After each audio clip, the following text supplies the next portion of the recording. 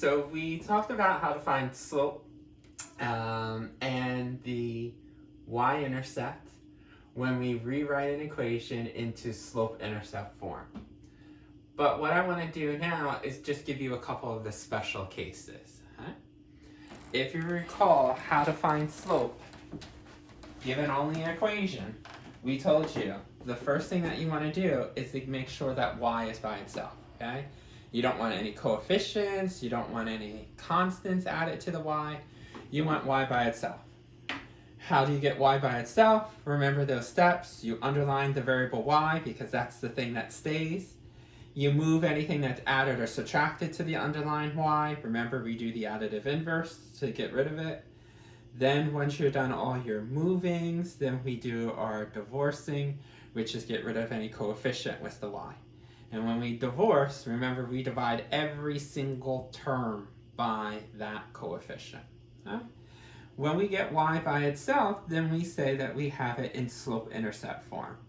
Slope-intercept form means y is by itself, the coefficient of x will be known as your slope, and your constant, what we call plus b, the b part is going to be known as your y-intercept. Remember, slope is going to be m equals a number, but your y-intercept will always be an ordered pair. It would be like 0, comma, b, whatever the constant is. Okay? So let's look at these special cases. No matter what you're going to do, is that you have to get y by itself first. So notice y is not by itself because it has a coefficient of 3. So we know that we're going to underline the y. Remember, we have the left and the right hand side. We are going to see if there's anything added or subtracted to the underline. Notice that there is nothing added or subtracted. The next thing that we do is then get rid of the 3. That's a coefficient, so we're going to have to divorce. Since this is a positive 3, we're going to divide this by positive 3 and this by positive 3. Remember, both sides. 3 over 3 is 1y. 1 times y is just y, so we can cancel them out. And over here, we always want to reduce, okay? So see if it divides out. If it divides out evenly, good. If it doesn't divide out evenly, then just see if you can reduce the slope and keep it as a fraction. Do not put it as a decimal point. Do not put it as a mixed fraction. That's a whole number and a fraction. I just want it as one fraction if it doesn't divide out evenly. Here, luckily it divides out evenly because 9 divided by 3 is 3.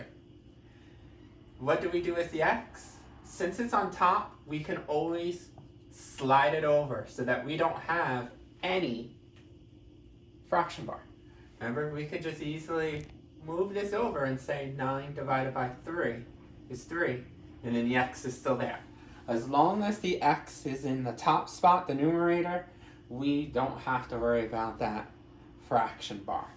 If this x was ever at the bottom, which it shouldn't for these problems, but if you ever see a problem with an x at the bottom, even though 9 divided by 3 is 3, we still have to show that the x is at the bottom, and it'd be 3 over x. But for us, they should always be on top, so once you divide, then the fraction bar can go away because you can slide that over, it's on the top. Now that y is by itself, then all you're going to have to do is see if there's a constant and see if there is a coefficient. So the coefficient of x, which we clearly see, this is your slope. Okay. And we said for us, slope is going to be m equals a number. Maybe a reduced fraction, maybe a negative number, or in our case, a positive whole number. Okay. It's not going to have any variables for us because we're dealing with linear equations, so that means our slope is always going to be either a fraction or a negative integer or a whole number. Now let's look to see if there's a y-intercept. Notice there's no constant.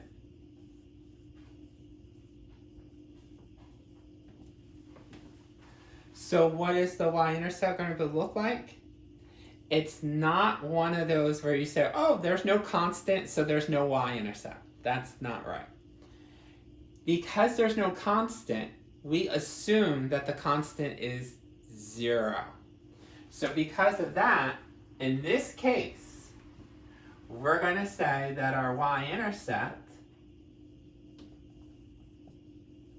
is 0, 0.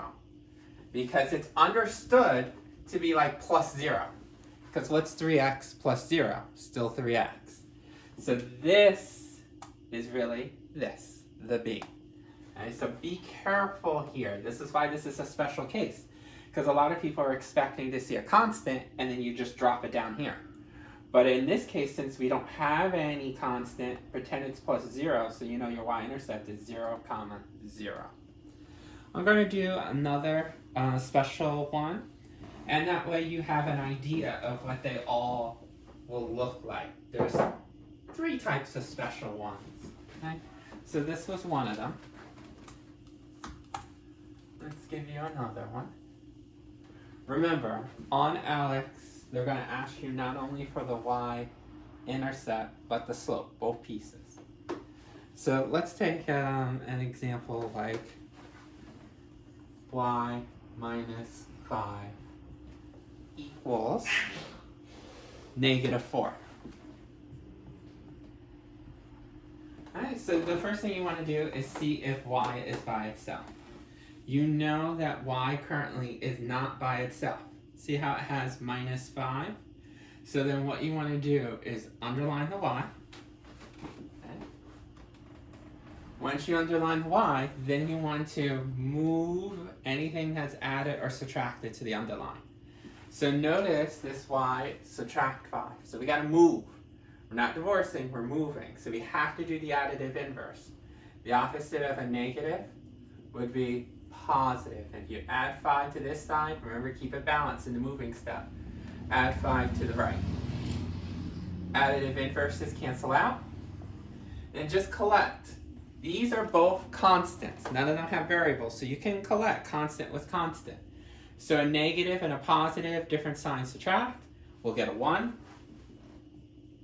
Who wins the tug of war game? 5 players or 4. We know 5 would win, so this would be a positive 1. Okay. Now that I got y by itself, our next step is to see what our slope is. And then this is another reason why this is a special case. Notice, no x term.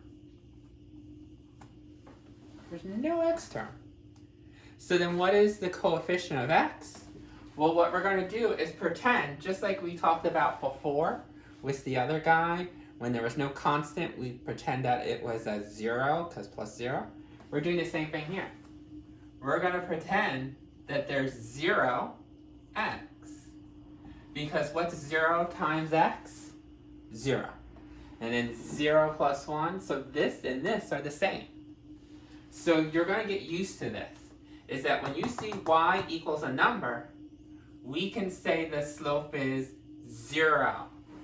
And the reason why is because of this. 0 times x is still 0. So we just pretend that the slope is 0. And then the y-intercept, in this case, not so bad because we do have a constant. So remember, y-intercept is always 0. That's always 0. And then the constant, or the b part, is 1 in our case. So even though this didn't have an x term, we can say that the slope is 0. Okay? So that's our second special case. When you don't have any x terms, just y terms, we can still use this formula, y equals mx plus b, to find our slope and to find our y-intercept. So let me do the third case. These are all special cases. They usually don't look like this. How about this equation? 4x equals -8. Look at that. And remember what we told you was your first step. Solve the equation for the specified variable of y. look at the equation. Notice there's no y.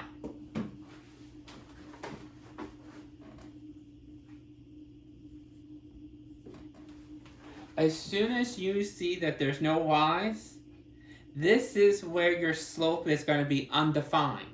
We can't get it in the y equals mx plus b format.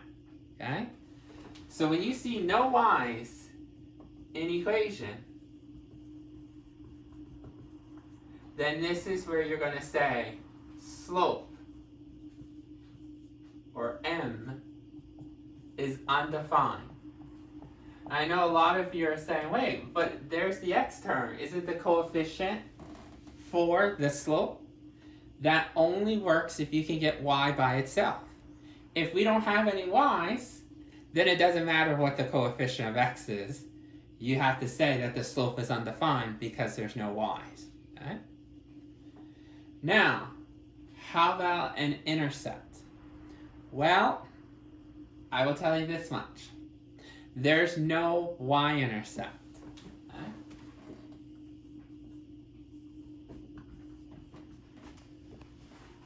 Because again, we don't have any y's. But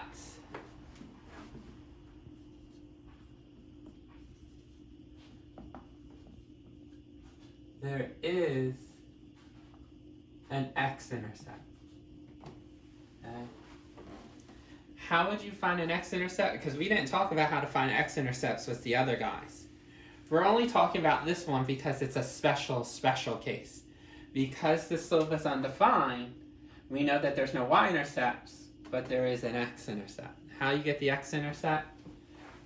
Just get x by itself. So how do we get x by itself? Divide both sides by the coefficient of positive 4.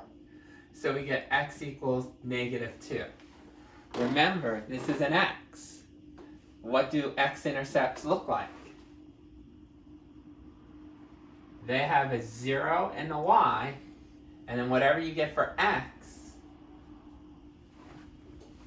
it's different from the other guy, because the other guy said whatever your constant was, that was this part.